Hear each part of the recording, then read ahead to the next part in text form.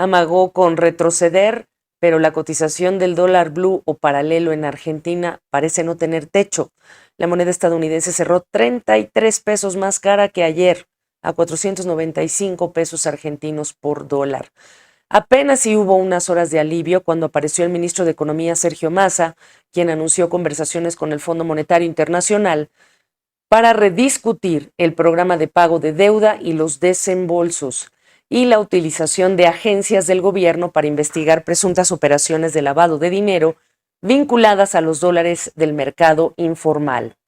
Massa dijo que hace varios días se vive una situación atípica de rumores, versiones, falsos informes y su consecuente impacto en los instrumentos financieros vinculados al dólar.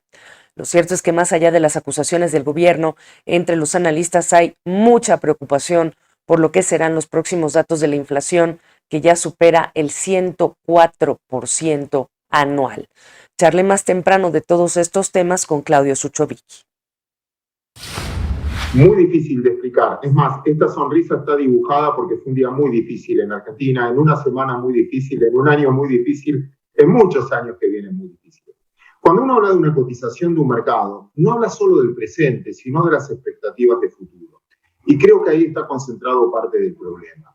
Técnicamente lo que te debería decir es que el dólar blue subió mucho, el que se maneja en la economía informal, no tanto, los otros dólares también, pero no tanto, el contado con liquidación, el dólar bolsa, los que se fijan más en una economía formal. Primer determinante es, se paralizó la economía argentina y aquellos que se cubren en una economía informal no pueden poner la plata en un banco. Entonces, con esos pesos que se licúan, prefirieron comprar dólares y por eso el blue subió más que el resto. El segundo, sobre la economía formal, es que todos nosotros esperábamos una liquidación por parte del campo muy superior a la que terminó sucediendo. ¿Y qué pasó que vino mucha menos liquidación de los exportadores? Ya conocíamos la sequía, ya conocíamos todas las trabas, pero aparentemente iba a haber más liquidación.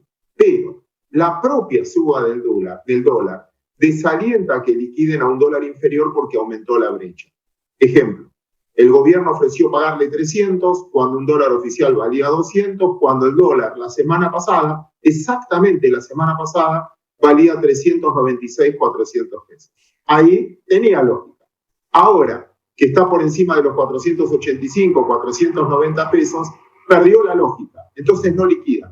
Al no liquidar, estamos todos sacando la cuenta, hay menos dólares.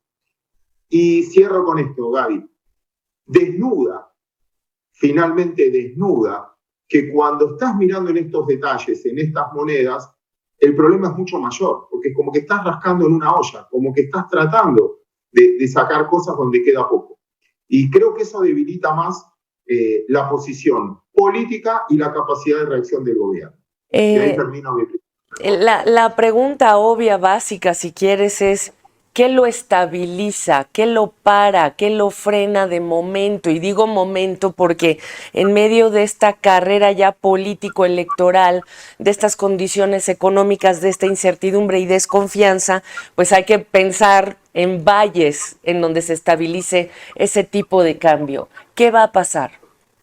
Primero, la propia suba de precios, que te quedas sin pesos y puede pasar, pero eso es lo difícil. Y la pregunta que acabas de hacer es la clave.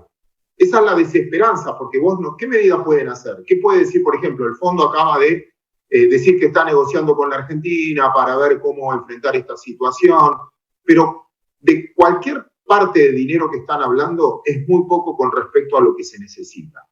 Hay dos maneras de mantener un liderazgo, David. Hay dos maneras, al menos que yo conozca. La primera es por poder de seducción, porque te creen, porque confían en lo que vos vas a decir. Tu público, que confía en ti. Eso es constructivo, un poder constructivo. Hay otro poder que se ejerce mucho en Latinoamérica, que es el poder de daño. Si no haces tal cosa, tienes tantas sanciones. No puedes exportar salvo que hagas esto. No te dejo importar salvo que hagas tal cosa. El poder de daño. ¿Y sabes qué? Ambos poderes se perdieron. El poder de seducción, de convencer, pero también el poder de daño. Porque antes te amenazaban, o exportás esto o no te dejo importar. Y ya le contestas, pero si hace mucho no me dejas importar. Y cierro con un viejo refrán. No vale la pena agredir a alguien que tiene poco para perder. Sí, claro. Mira, mucha gente se pregunta, Claudio, para cerrar esta conversación, ¿quiénes ganan? ¿Quiénes están ganando con esta subida del dólar? ¿Quiénes pierden? ¿Cómo cierras? Wow, es muy difícil la pregunta. ¿Quiénes pierden? Es facilísimo, que es todo ciudadano y asalariado argentino. Ganar me cuesta, porque yo creo que a nadie le conviene que te vaya mal. Mira, el ejemplo que te pongo es, y te voy a dar una respuesta concreta. ¿Viste cuando viajas en avión? Hay gente que viaja en primera clase y gente que viaja en clase turista. Pero cuando se mueve y se sacude, da lo mismo que estés en primera o en clase turista. A todos nos va igual, perdemos todos. Exactamente. Dicho esto, que alguna parte política saque provecho porque cree que tiene más capacidad de que lo voten por el fracaso ajeno, me parece también que no tiene mucho sentido, porque finalmente uno se termina enojando con todo, ¿no? Y creo que ese es el riesgo, que lo vimos mucho en América Latina, ¿no? Donde uno no solo se enoja con el que tiene la responsabilidad de gobernar, sino con el que no construye del otro lado. Exacto. Claudio, gracias como siempre. Un abrazo. Un placer.